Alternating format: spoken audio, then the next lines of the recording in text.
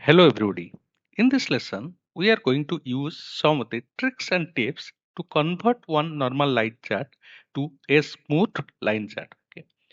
So this is the line charts, two line charts I have created. Okay. This is the data set.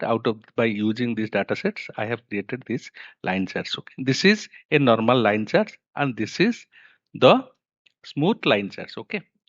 So what I have done, the process is the same. So I selected this, okay, then insert, then here is the line chart options. Okay, this is the line charts that I created. Okay, by using this, in this process I have created this. Okay, suppose I want to change this line into a smooth line chart.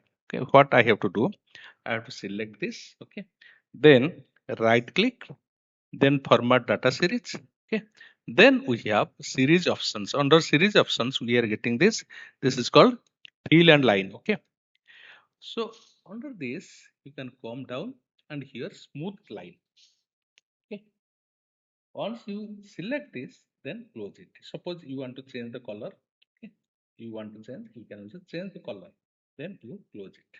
This is how you can create this smooth line charts. That's for the lesson. See you in the next one.